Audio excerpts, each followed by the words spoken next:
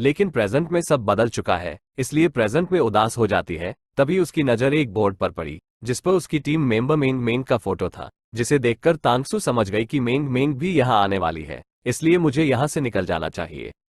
मगर देर हो चुकी थी क्योंकि पहले से ही वो कंपनी के बाहर पहुंच चुकी थी, इसलिए वॉशरूम का बहाना कर वहां से भाग गई।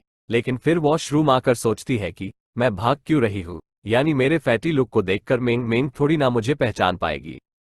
फिर उसे वॉशरूम के बाहर मेंग मेंग मिल जाती है, इसलिए ये सब देख तांगसू हैरान हो ही रही थी कि मुझे क्या करना चाहिए। लेकिन मेंग मेंग तांगसू को पहचान नहीं पाए, इसलिए वो तांगसू को साइड कर वॉशरूम के अंदर चली गई। तो तब जाकर तांगसू ने चैन की सांस ली।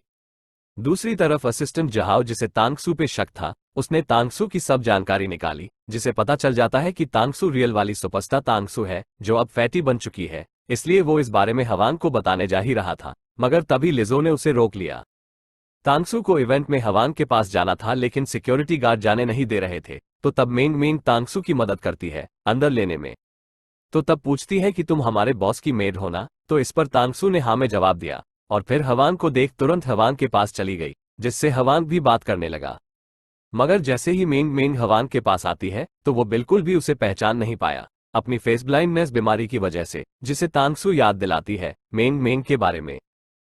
फिर होना क्या था, हवांग ने मेंग मेंग को पूरा ध्यान दिया और इवेंट की तैयारियों के बारे में बताने लगा, क्योंकि वो मेंग मेंग का बहुत बड़ा फैन जो है। जिस पर अब हम देखते हैं कि हवांग तांगसू से पूछता है, आज मैं पक्का मेंग मेंग को पसंद आया होगा, क्योंकि मैं इतना ज्यादा अमीर और इंटेलिजेंट जो हूं।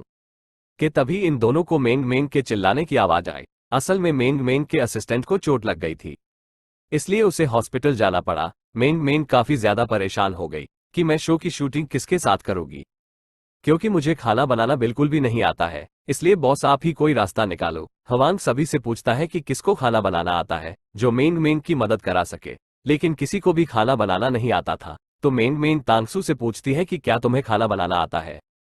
तब हवांग कहता है कि मैं भूल ही गया था कि तांगसू सबसे अच्छी शेफ है, इसलिए मेंग मेंग तांगसू से रिक्वेस्ट करने लगी।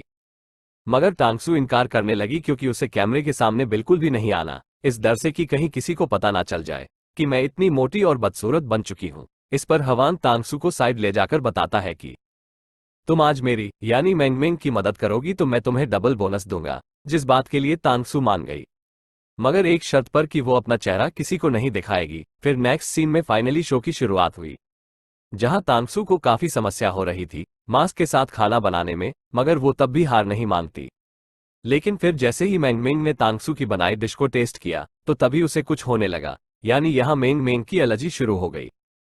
तांगसू मास्क उतार कर फेंक देती है। मेंग मेंग बोलती है कि जरूर तुम ही ने डिश में कुछ मिलाया है ताकि मेरी ऐसी हालत हो, और फिर मेंग मेंग बेहोश हो गई, जिसे तांगसू अब भी उठाने की कोशिश कर रही थी, क्योंकि मेंग मेंग तांगसू की दोस्त जो है। मगर हवांग जल्दी से तांगसू को दूर कर मेंग मेंग को वहां से ले जाता है। अगले सीन में जब मेंग मेंग को होश आया तो उसकी असिस्टेंट बताती है कि मेंग मेंग को पीनट से एलर्जी है, ये बात आपके स्टाफ को पता नहीं थी, या आपकी मेड ने ये जानबूझकर किया है। तब हवांग कुछ नहीं बोल पाता, बस इतना कहता है कि वो सच का पता लगा के रहेगा। लेकिन जब थकी हुई हालत में घर वापस आया तो तांगसू उसे जल्दी से खाना देती है ताकि वो रिलैक्स फील कर सके। मगर हवांग शक के साथ पूछता है कि क्या तुम्ही ने मेंग मेंग की डिश में कुछ मिलाया था, क्योंकि वो अब तुम्हारे क्रश यांग जी की गर्लफ्रेंड जो है, इसलिए। तो ये सुन तांगसू कहती है कि नहीं बॉस, मैंने सच में कुछ नहीं किया, बल्कि मैं तो खुद मेंग मेंग की फैन हूँ। मगर हवांग कोई जवाब नहीं देता, जिस वजह से अपने कमरे में आकर बहुत बुरी तरह रोने लगी, क्योंकि उसे यकीन ही नहीं आ रहा था कि हवांग उस पर शक कर रहा है। जिसके बाद अब हम देखते हैं कि हवांग मेंग मेंग के मेकअप रूम आया है जांच के लिए, जहां वो सब जगहों पे चेक करके सब ढूंढ रहा था। तभी डस्टबिन के अंदर से चॉकलेट मिली, जो कि पीनट चॉकलेट थी, और फिर सीसीटीवी कैमरा चेक करने के बाद पता चल जाता है कि इस चॉकलेट को मेंग मेंग की असिस्टेंट ने खरीदा था, इसलिए हवांग को सारी बात समझ आ गई।